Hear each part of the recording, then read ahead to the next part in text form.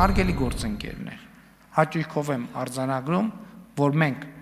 կենսաթոշակառուների սոցիալական ապահովության ոլորտում ունենք պատմական նվաճում։ Հայաստանի Հանրապետության պատմության մեջ առաջին անգամ կենսաթոշակառուների կողմից ստացվող եկամուտը ավելին է, քան նվազագույն սպառողական զամբյուղը, որը կազմում է 61760 դրամ վերջին տվյալների համաձայն։ Մենք թոշակները բարձրացրել ենք եւ մեր թոշակառուները նույնիսկ մարզային այցերի ընթացքում իրենք են հաշվարկներ անում։ Իմիջիայլոց ուզում եմ ասել, որ նվազագույն սպառողական զամբյուղի մեջ, հաշվարկի մեջ 6000 դրամ առողջապահական ծախսերն են։ Այսինքն, այս էլ եթե այն արդեն մի կողմ դրեցինք, իհարկե 63-ից 65 տարեկանների համար այլ հաշվարկագործում։ Բայց այս էլ ինչի ենք մենք հեղափոխությունից 8 տարի անց այս նվաճումը արձանագրում, որովհետև մենք հետևողականորեն գնացել ենք այս ճանապարհով։ Մենք նախ նվազագույն թոշակն ենք կրկնապատկել 2019 թվականին։ Հետո մենք հաջորդ քայլով նվազագույն կենսաթոշակը համապատասխանեցրել ենք նվազագույն պարենային զամբյուղին,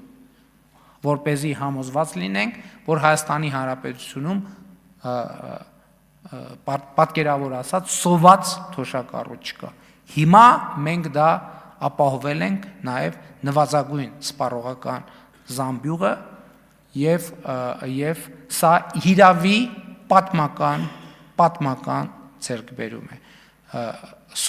թոշակառուների սոցիալական ապահովության ոլորտում։ 2023 թվականի հունվարի 1-ից մենք ամբողջությամբ վերափոխեցինք մինչև 2 տարեկան երեխաների խնամքի նպաստը ներդրեցինք նոր համակարգ։ Մինչև այս նպաստը ստանում էին միայն աշխատող եւ արձակուրդի մեջ գտնվող մայրիկները։ Մենք երկու բան արեցինք։ Առաջինը, մենք նախ այս նպաստի բազային դրույքաչափը մեծացրեցինք 28000 դրամից դարձնելով 31700 դրամ, այստեղ թվերի մեջ եթե մի քիչ խառնեմ ներողեք, բայց չեմ խառնում, եւ հաջորդիվ ուրիշ որոշում կայացրեցինք։ Մենք այս ծրագիրը բացեցինք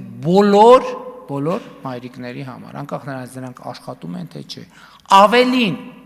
գյուղական վայրերում ապրող եւ աշխատող մայրիկների համար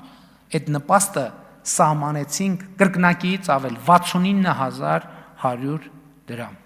Եվ մեկնարկի պահից մենք այս ծրագրով 74.7 միլիարդ դրամ ենք հատկացրել